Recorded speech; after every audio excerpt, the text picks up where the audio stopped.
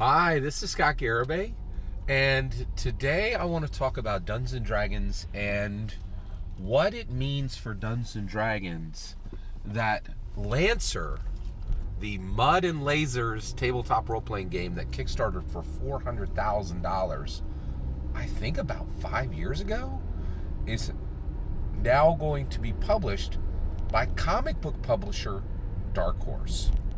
That's interesting. Let's talk about that, right? So Lancer is a very interesting tabletop role-playing game. I actually bought it and I read it. I did not play it and I did not choose to play it because I felt like it was a good mech game with a bunch of weird stuff mixed in it that I was very down to try, and none of my players would have been, right? My players are, they like traditional things, and they have a stomach for layers of innovation, right? I would even say that, let's say it's a seven layer bean dip, right? They're up for a 5-layer bean dip, right? But legit, Lancer is a great game, but it's 7 layers of weird, right? Actually, it's mecha, right? And then literally 6 other layers of weird, right? Weird rules and weird culture that is alien and not embraceable by average players, right? And I wouldn't even say average players. I would just say, okay. Why didn't Lancer never make play for me? Okay. Lancer has this podcast problem, right? Basically, Lancer is a tabletop role-playing game that was made by a tabletop role-playing designer who invited only tabletop role-playing game designers to play with, right? And built a game that works great if none of your players are dungeon masters or dungeon performers, right? If you don't have any players or dungeon masters at your table, literally everyone at your table has designed a tabletop role-playing game and is a tabletop role-playing game designer, Lancer's fantastic, right? But if you have just even good dungeon masters and good Dungeons and Dragons players, none of them are going to be willing to play Lancer, in my humble opinion. It's too weird. There's like 15 things that are just too weird in it. So it was this great game that just went too far, and studio notes, right?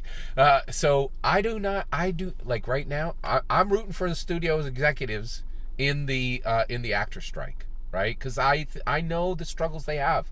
They have to rebuild an industry, right? I think SAG-AFTRA are literally putting the torch to a hut that's already on fire. I'm like, you're trying to get more money. You don't understand. Your entire industry could be gone, right? The movies are a centimeter away from shutting down forever, right? The streaming money, the streaming profits you want don't exist. Literally no one except Netflix has made money, has been profitable in streaming, and many companies have lost hundreds of millions, if not billions. And not one company in the world has set up a successful streaming service. So you're saying, I want more money of a completely unproven industry, right? And it's just, I don't, So that's the issue, is Lancer got made and it was Kickstarter, right? There was nobody in the room saying, half these ideas need to go. You have a fantastic, killer mecha game here. But all these weirdo ideas these got to get nixed, right? Or it's ain't going nowhere. And I think it did go nowhere. It was a good indie seller for 5 years, right? But that's an incredibly low bar, right? But Dungeons and Dragons needs a real competitor, okay? Dungeons and Dragons, especially in 2023, we have realized we have an Amanda Nunes problem, okay? I watch UFC fights, and Amanda Nunes was the female champion for for years, right? And then Juliana Pena showed up and beat her once, right?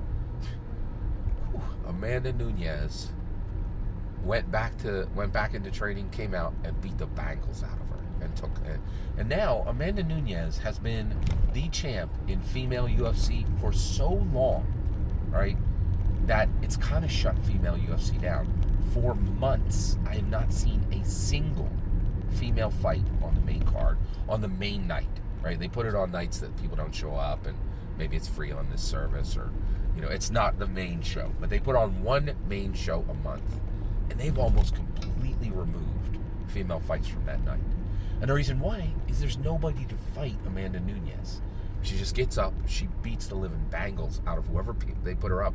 And when you're done watching the Amanda Nunes fight, you're like, that was really difficult seeing someone beaten that badly. There was a lot of blood on that woman's face, on her opponent's face. I'll never remember her opponent's name again, because she's certainly not going to be fighting anyone probably ever again. And, right, and you're like, man, I think Amanda Nunes could take quite a few of the guys on the UFC side. Right, like, why are we doing this still? Right, and so UFC has a real problem, right? I think they want to have a robust league for female fights, and they don't. It's Amanda Nunes and no one, right? And so they need a real competitor. It's a problem when there's no real competitors, right? And that's where Dungeons & Dragons came out in 2023. Dungeons & Dragons already caught tons of heat from OSR and Indy, because Dungeons & Dragons just beats the living bangles out of them. Just, it's brutal to watch, right? And the OSR and the Indy, you know, put out these cute little products, get absolutely brutally beaten by Dungeons & Dragons bog standard releases, by its worst books, right? And it's getting uncomfortable to watch, right? But this Lancer thing could be interesting. All right, so first of all, Dark Horse is going to release Lancer, right? Now they have not done so yet. And Dark Horse, please listen up. Cut half the weird stuff. That game needs to get rehashed. It needs studio notes, real company notes, not I put this nonsense out on Kickstarter, everything went in the pot. All right? So I do think I want to play Lancer. I read it. I'm like, none of my players are going to get this, right? Actually, not that they're not going to get it. None of them are going to want to play this, right? They will get it. They'll understand it. They're just like, this is alien and weird. Why is half this stuff in here, right? And I get it. I get it, right? Like, if you're not some, like, person who's, like, super into innovation in every single aspect of the game, right? It's like a Frida Kahlo painting or something. It's weird. I don't know. It's just, I think it's very unusual, right? So, and she's not my jam. There are, I would say, and it's like pickles, right? And that's the thing. Lancer is not a bad game. It's a great game. If everyone sitting there, right, is a tabletop role-playing designer. I think Frida Kahlo's work is fantastic. If everyone there has had 3 art appreciation classes, you will get it, right? Now, I guess that's a bad analogy because I think maybe I don't get Frida Kahlo's work, right? Anyway. All right. So, here's where we land, right?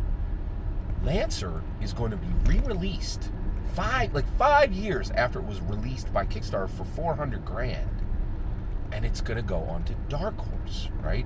Now, who is Dark Horse? Dark Horse is a failing comic book company, right? They're in a ton of trouble. They had the rights to make the Star Wars comic books for decades, and then they lost it, and Marvel brought it back in house, and they make Marvel comic books, lots of them, under Marvel now, because Disney owns Marvel and owns Star Wars, and that totally made sense, right? And the day that Marvel bought, and the day that Disney bought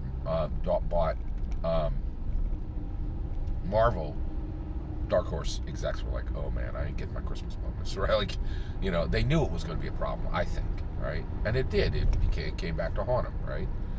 So, but here's the thing, right?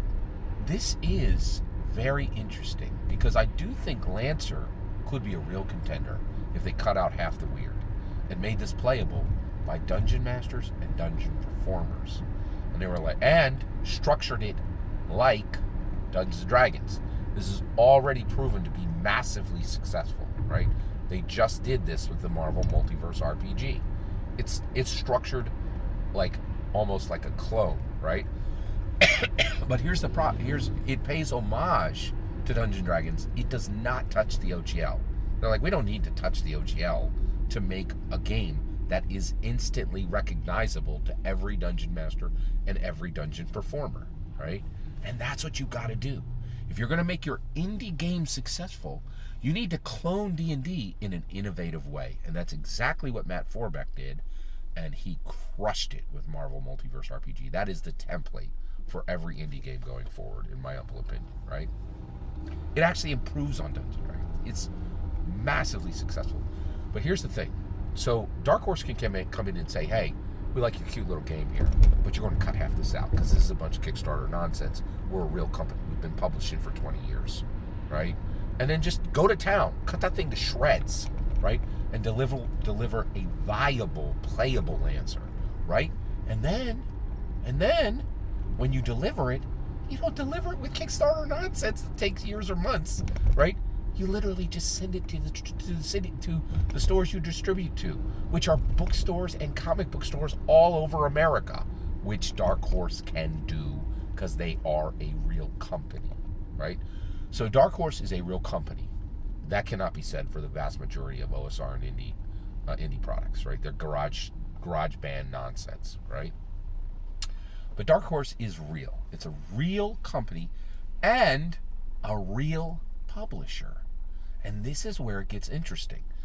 This could be real. These books could show up on Walmart shelves, on Target shelves, on Barnes and Noble shelves, on every bookstore shelf in America, and on shelves of shops that don't even carry books, right?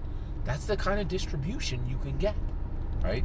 Because Dark Horse knows what they're doing and has a long period of this. So that's actually extremely good. This also matches up with what happened with Marvel Multiverse RPG. So you're normally a company like Marvel would be like, oh, we need a tabletop role-playing game. We don't have one, right? Go call Modiphius. Actually, hey, let's spend 3 months talking about it with WotC, and they're going to turn us down with Hasbro, and they're going to turn us down because they can't handle any more than they got. They don't want to screw up Dungeons & Dragons. They couldn't even make their own products, right? They outsourced G.I. Joe, Transformers, and Mighty Morphin Power Rangers. They outsourced the tabletop role. They don't even have the bandwidth to make their own IPs. They're not going to make our IP. So let's skip the Hasbro call. Let's call Modiphius. These guys are European, right? We're going to publish an American product through Europe? What are we going to do that for? Like, right? And also, Modiphius, don't they publish Conan? Shouldn't they be ashamed of that game at this point? Does that even match with any 20th century? Isn't that a dead IP? Why, they're rinky dink. Let's not do that, right? And then, and so basically, Marvel, right, realized we don't need anybody to publish this. We publish books all the time. They're called comic books. Let's literally use the same distribution that we use to distribute comics to sell this tabletop role-playing game. All we got to do is hire a dyed-in-the-wool Dungeons & Dragons designer, right, who edited Gary Gygax. He'll deliver awesome. And that's exactly what he did, right? Matt Forbeck, right? And so Marvel was like, hire D&D's guy. We do the distribution, right? And that's dangerous. Marvel Multiverse RPG is massively dangerous. It is a real contender showing up for D&D, right? D&D should be worried about it. Not this year, not next year, but I would say 3-4 years out, that thing could hit, right? Very, very soundly, right? What if there was actually a good Marvel movie? People might want to explore the world more, and again, the Marvels is coming out. There's no threat of a good Marvel movie anywhere within a year, I think. But if we get a good Marvel movie, people are going to go looking for a Marvel tabletop role-playing game, and they're going to find that thing. That is a real competitor for Dungeons & Dragons, right? And I think Lancer, only published by Dark Horse, real company, real publisher, that's a threat.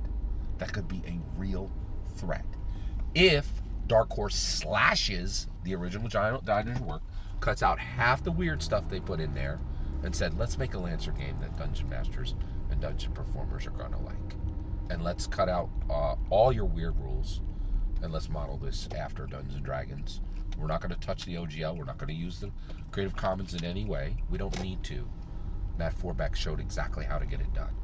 Right? This thing it's D&D to the marrow, and they didn't have to touch the Creative Commons. Right?